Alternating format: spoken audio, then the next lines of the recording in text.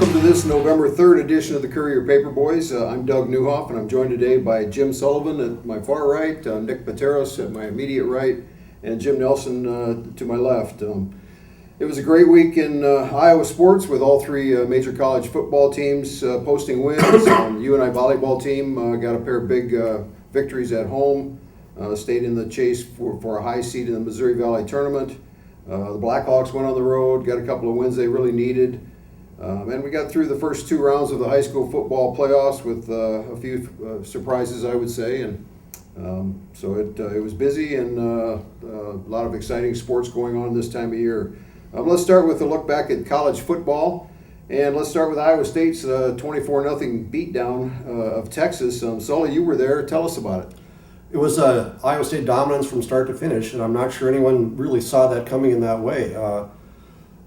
It's obvious, and it should be obvious to everyone, that this is not the Texas of Ricky Williams, Vince Young, Colt McCoy, Darrell Royal, and so on, but it's still Texas. And Iowa State dominated every way, shape, and form. The changes, at least for 1 week, seemed to work very well. There was a lot more consistency, rhythm, and productivity in the offense. Joel Lanning looked good, looked like he belonged out there. He didn't make every throw. He had some mechanical issues, but he made enough throws and certainly ran the ball with some confidence and aggressiveness. Mike Warren was Mike Warren, did a great job. And the defense, I think, in many ways, was the big story of that game for Iowa State. Again, Texas is not a potent team offensively, but Iowa State did the job when it had to, kept Texas well away from the end zone. They stopped the run, they defended the pass well. So in every way, shape, or form, it was a decisive victory for Iowa State, and I think made a lot of people feel much, much better about the program. This week, the Cyclones, they'll have a little bounce in their step, but they have to go to Oklahoma, number 14 Oklahoma. They're 7-1. They're a team that a lot of people thought at the beginning of the year would be in that mix for one of the playoff berths with the BCS. And on the other hand, this is also a team that Texas went in and somehow found a way to beat. So what is Iowa State up against this week? Well, one of the great mysteries of our time will still be, even for people who watch it, how on earth did Texas beat Oklahoma? Because I don't think Oklahoma knows to this day exactly what happened. And Texas dominated that game, of all things.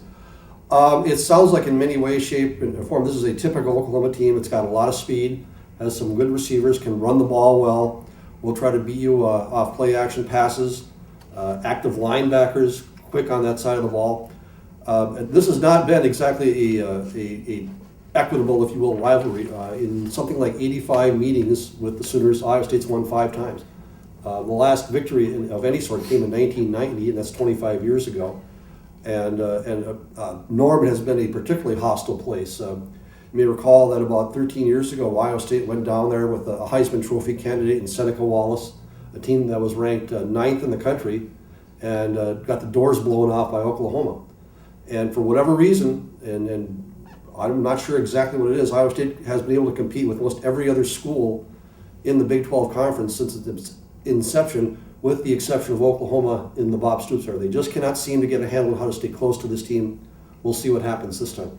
I presume after Saturday's game that we can't count on Oklahoma taking Iowa State lightly at all. You wouldn't think so. And and Oklahoma has some things to play for. I'm sure they believe they can still somehow sneak into the the championship of the Big 12 and maybe an outside shot at getting in the 14 playoff, although that seems like a difficult hill to climb for them. But certainly they have things to play for.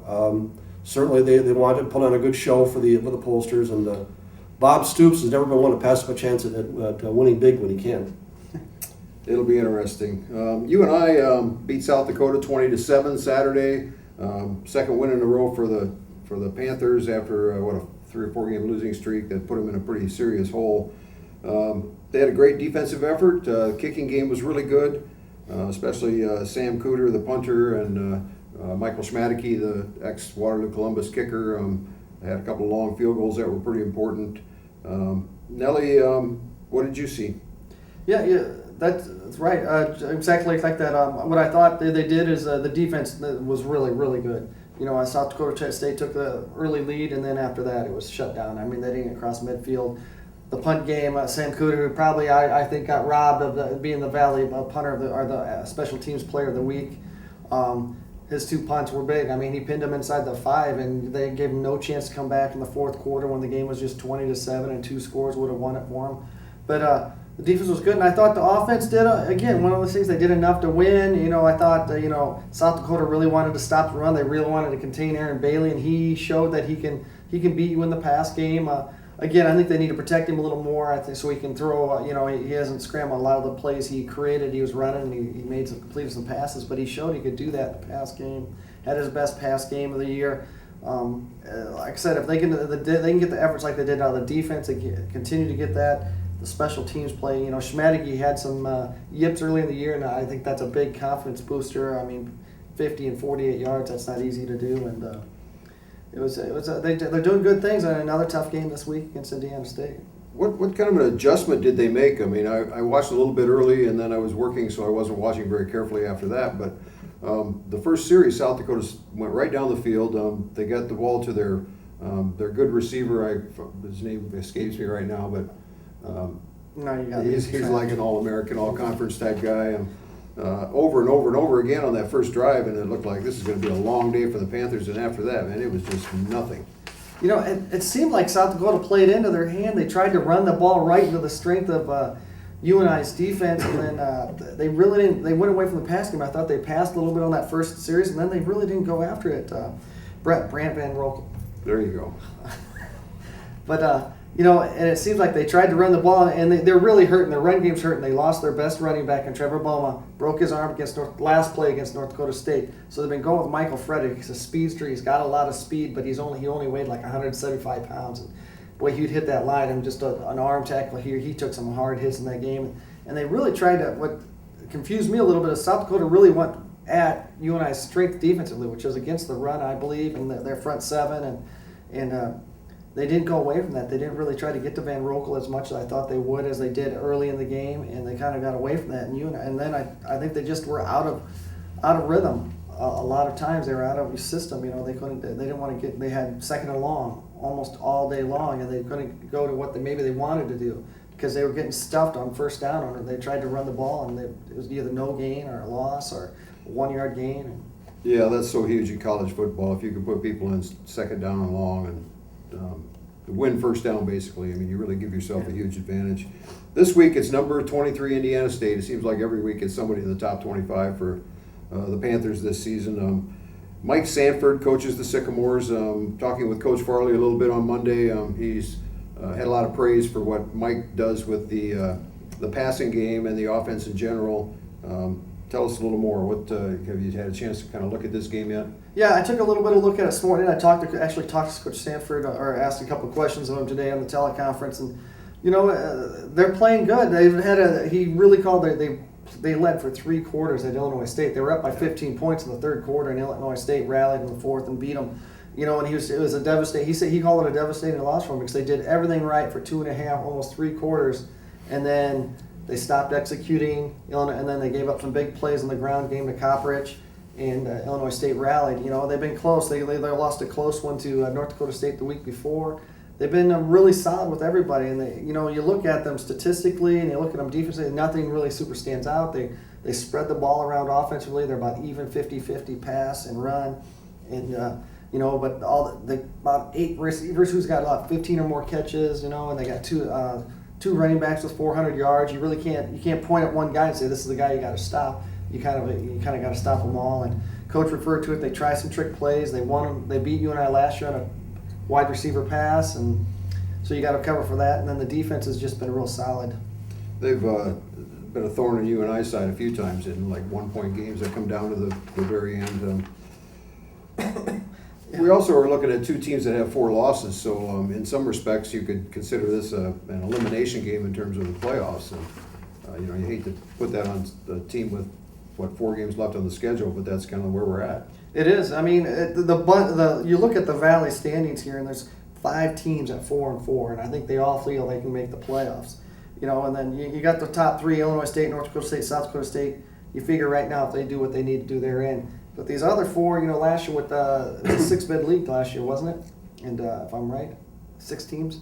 So, you're looking at some of these guys, 4 losses, and there's never been, I think, a team from the Valley with 4 losses in conference play that made the playoffs. four conference losses. So you have 4 teams or 5 teams at 2-3 in the conference right now. So you get that 4th loss, you're thinking you're probably out. So it's a big game. These 2 teams are 2-3. They're both 2-3 in conference play. They're both 4-4. You know, they asked Coach Sanford that today, and he goes, "I have no idea what that community is going to do. Our big concern is to go 1-0 this week." Which is, he goes, "I'm sorry to give you the coach stuff, but our job is to go 1-0 this week, and that's all I really can tell you." That's the only way you can look at it. I mean, you have to take care of your business this week. There's still too much football to play, and too many things can happen. Let's move on to Iowa. The Hawkeyes are 8-0, still number 10 nationally. They didn't exactly blow away Maryland, but they picked up a win. Quarterback C.J. Beathard didn't look quite as gimpy as he did the 2 weeks earlier against Northwestern, I believe it was. And they hope that they can get Jordan Canzeri and maybe Ike Betker back this week, which would be a big help to them. They have to go to Indiana for what looks like a pretty serious test. What do you guys think about this one? Well, Iowa, it seems like it'll be interesting to see Iowa get tested. A lot of the teams they've played have kind of self-destructed in some one way or another. The Maryland game, it looked like, I saw it kind of towards the end of that, looked like Maryland was getting in a position where it could rally, and then just a really bad interception right at Desmond King, who doesn't need any help with the type of season he's been having. But you look at Indiana, and it looks like they've got a pretty dynamic offense and a team that will definitely challenge Iowa. It'll just be interesting to see Iowa play a team that doesn't make as many mistakes, and if they can still find a way to win against that type of opponent. What are we looking at with Indiana's offense? They score a lot of points. That's basically what they have a terrible time stopping teams. I mean, they just a terrible time stopping. I think they gave up 53 to Rutgers and something like that. I would think with the Kevin Wilson team, we're looking at an offense that will spread the ball around, a lot of quick passes. So there's that, and the question will be going forward for Iowa is how equipped are they to stop a team like this? A team that maybe has a little more speed on the edge, a team that can hit a number of receivers. I'm not sure they've seen a lot of that this year. So that'll be part of it. And the other part of it will be how healthy are they? How healthy will they be at halftime? And what sort of shape is Mr. Beathard in? So there are a lot of things going on there. But my personal opinion is that Iowa will have to score some points and if not, outscore Indiana, keep Indiana down somewhere in the high 20s, low 30s, and then try to get to 35. Don't you think that with Iowa's running game against Indiana's defense, they have a chance to really control the game, the time of possession, and keep the ball away from? They can do that, assuming that their offensive line is healthy enough to do that. They've been very successful at that this year. Part of that may be dictated by how the game itself goes. Let's say Indiana gets up 14 right away.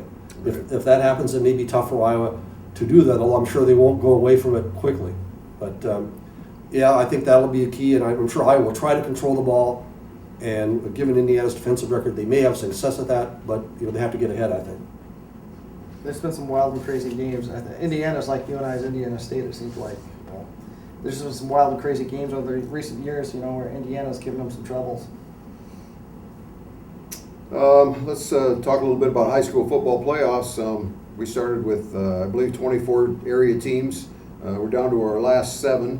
Hasn't been a great postseason for our Northeast Iowa teams. Still going. We've got quarterfinals Friday. Decorah plays at West Delaware. Walk-On is at North Fayette Valley. Gladbrook Rhinebeck at BGM. Don Bosco's at Central Elkader. Denver plays at Algona Garrigan, and Dike New Hartford's at St. Ansgar. You guys have been to a number of these games, seen these teams now. Disappointments, surprises. What do you think? Just based on surprise, Decorah was 4-5 coming to the playoffs. They knocked off an Independence team in the first round that was really impressive, and then they go and they beat Cedar Rapids Xavier, who was a 4A contender before dropping down a couple of years ago, and is always solid. You didn't see that one coming. You say maybe Independence, they've had a great year and they hadn't had that kind of success before, and so maybe they were right for that. But then Decorah go to Xavier and beat that one. That's a real surprise for me. That's an impressive win. Decorah, they've really just put the pieces together. They started the season with a tough schedule. They had to play Walk-On, North Fayette Valley, and Independence right off the bat, I think, and so they were 0-3, and it seems like it's a team that's really just found itself as the season's progressed. But even late in the season, they had kind of a surprising loss to Charles City where they didn't play that well. So so for them to be able to get that win at Xavier definitely is an eye opener there. They have to play West Delaware though, who handled them pretty well in the final week of the regular season. So that'll be another tough matchup for Decorah. Looking at the slate for our area teams, I think the one game that really jumps out is Denver at Algona-Garrigan. If you look at the AP poll, Denver was ranked number 4 in that final AP poll, and Algona-Garrigan number 1. So that's the type of game, if you go by the rankings, that could be a uni-dome type of game, and you're seeing it in the quarterfinals here this year. So that should be a terrific matchup there. Yeah, Denver's impressive. I've seen them twice this year, and you look at their offensive line; they average like 6'2", 270 or something like that, and they're not plotters. I mean, they really get after you. And the opening round playoffs against Newman, they didn't even split a guy wide out. They brought in an extra offensive lineman. He was 6'1", 260 pounds, and they just said, "Here's 2 fullbacks and a running back," and they came right at you every play. They ran about 2 plays, I think, in that whole game. Sweep right, sweep left. A couple of interesting rematches Friday from the regular season. The Decorah-West Delaware game is a rematch. West Delaware won the first time around, I think fairly handily, and then Walk-On at North Fayette Valley is also a rematch. And North Fayette Valley put it on Walk-On pretty good, and that's the only loss that Walk-On's had. So that's an interesting matchup. And I think Dyke New Hartford and St. Ansgar's are going to be a great football game. Yeah, it's 4 and 5, and two teams that you think would be pretty evenly matched. That Walk-On North Fayette Valley game was kind of interesting. If you look at the stats from that, the Walk-On quarterback Peyton Hesse had 4 interceptions and was 14 of 40 passing in that game. And since that game, he's been pretty terrific, a pretty tremendous player. It really. I was kind of surprised at how they handled Appleton Parkersburg, last night when you saw that score. So obviously this is a much different walk-on team than North Fayette Valley played the first time around. Last night I was at Dyke New Hartford, first time I had a chance to see the Wolverines this year, and they are also very impressive. Simply, I think, physically better than Panorama. Trent Johnson was outstanding, and that's nothing new. He's been a great running back for a while now. Now, their passing game, threw 9 times, completed 6 for 2 long touchdowns. Newhoff kid is very good. He's quick, gives them an outside dimension of speed that they may not have always had in the past. The defense did a great job.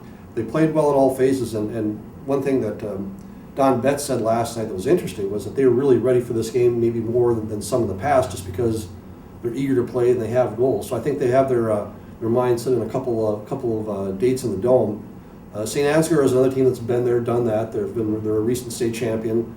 I don't know much about how they play or what they do, but going up there, I think it's going to be a tough matchup for Dyke New Hartford. And in that class, of course, you always have the elephant in the room, Iowa City Regina, that figures to be waiting somewhere down the line for whoever wins. The 2 big surprises for me last night, obviously the Decorah win at Xavier was pretty big, and the other one was Janesville losing to West Bend Mallard. I know West Bend Mallard's a strong program, but that was pretty much an even game for at least early into the third quarter, and then West Bend Mallard just got away from them. I mean, 75 points is just kind of hard to fathom for a really good Janesville team to give up. Joys of 8-man football. I think. Yeah, it can happen fast. Game. And then looking forward, in 8th player, Don Bosco will be playing at Central Alcater, which will be another interesting matchup. Even though Don Bosco's been undefeated, ranked number 1 in the state. Just the way the state sets things up, you run in against another team that's undefeated in their own district, and you could be sent packing on the road. So Don Bosco, even though that looks like a really strong team, is playing a true road game in a quarterfinal. They were quite impressive last night, and what separates them, I think, from a lot of 8-man teams is they are not 10-man deep. They're playing 16 guys. They're platooning guys in and out. They play 2 quarterbacks. One throws more than the other. One runs more than the other. They play 4 wide receivers, 3 or 4 different running backs, and they're really good up front too. They block so well, and I think that's what makes it. And all these guys are athletics. They just hit you from everywhere. There's not a lot of trickery to it. It's a sweep left, it's a sweep right, or it's a lead. A straight snap to the running back and 2 or to the quarterback and 2 running backs run in front of him, and he just follows them through the hole. It's nothing fancy, but they're it's just so many kids they run at you, and they keep fresh. And it was, people were questioning why they're up 40 and their starters were still in, and I was talking to some of their guys, and they haven't played a whole game yet. And so they were trying to really keep these fresh last night, and they haven't played, a lot of their guys have only played a half. So last night they had their starters into the 4th quarter, but even though they were up 30-some points, They were just trying to get them to play a whole game. Although they were bringing in some JV guys, they were supplementing in, but a lot of their starters were playing that whole game because they haven't done that all year. And it's playoff time, and you got to be prepared. You're going to get tougher and tougher. You believe as the playoffs go on. Yep, there'll be some more great games Friday. I want to talk a little bit about the World Series. Got to hand it to the Kansas City Royals. They're not only a great baseball team, but it's almost like they were destined to win it. I have no other explanation for Terry Collins sending Matt Harvey back out there in the ninth. A lot of things happened that facilitated the Royals' comebacks. I mean, we watched it over and over again, how they managed to pull the old rabbit out of the hat in the late innings and either tie the game and get to extra innings or win it at the end. I got a kick out of the tabloids yesterday. One of the I think it was the New York Post, their cover said amazing disgrace. Mets blow it again, lose World Series. I thought that was a little harsh, but that's the New York City media, I guess. What's your takeaways from the World Series, guys? The Royals, I think, were very deserving winners. I'm sure that Mets fans will look back in absolute dismay at a couple things. I mean, the David Murphy, the Murphy error, I think it was in Game 4. Some of the things that happened early, the Gordon home run, I think in Game 1. I wasn't that bothered by Harvey coming out for the ninth. Twins fans, as you are, Doug, probably had a little bit of a flashback to Jack Morris talking his way back into the 91 World Series Game 7. Where I was surprised was when Harvey walked the leadoff guy in the ninth, that he wasn't yanked at that point. I think that really surprised me, and that really opened the gates. But it's remarkable how without fail, when the opponent gives the Royals a chance, a crack, an opening, no matter how small it might be, they dive in. I don't know if that sort of thing is sustainable going forward into 2016, but they look like a team that's built for the long haul. It's going to be tough to contend with, assuming that they can keep all their players in Kansas City. I just love how aggressive they are. I mean, 95 miles an hour, 98 miles an hour, they don't care. They're going to go up there and get their hacks. And they take an approach that the first two swings are for them, and then the third one is for the team. They put the ball in play. They don't strike out a lot. And, they didn't knock the cover off the ball in some of those games that they won. But they would get on by an error. They would, get a walk, get a hit batsman, steal a base, move up on an infield out, and then somebody would hit a big blast to drive them in. So they did a lot of things well, and it was really a fun series to watch. I like the Mets' young pitching, and really they're kind of two teams that are built fairly the same. It was great. It just seemed like Kansas City knew they were going to win. Didn't matter. They didn't know how, but they knew they were going to win the game. Yeah. Like you said, their aggressiveness. Hosmer knew he was going to score that tying run in the ninth inning. So it was a great play. I thought maybe David Wright was going to kind of deke him and fake to first and try to catch him off third, and then they would have had 2 outs and a runner at first. But he just knew as soon as that ball left, he took off running. I mean, a better throw by Duda would have probably got him, but it seemed like he's going to throw wide or it's going to be high. I'm scoring. I know I'm going to score, and then we're going to win it in extra innings or whatever.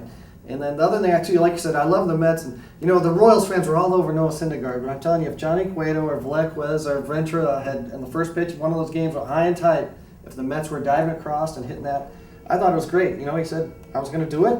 I did it. And it had effect. That's the one game the Mets won.